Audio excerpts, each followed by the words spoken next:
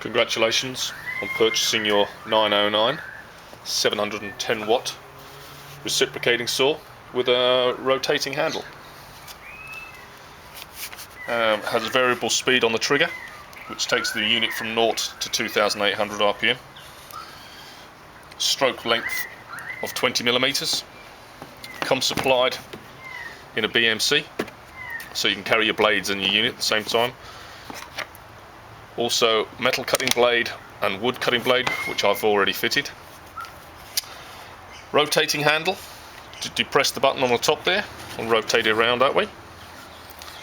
It has a positive lock in 3 positions, rotates 180 degrees.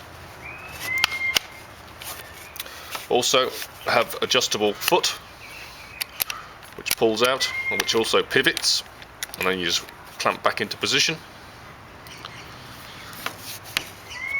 Nice feature about this unit is also the tool free clamp. Just rotate it clockwise, pull the blade out, put a new blade in, release, and it's nicely locked in place.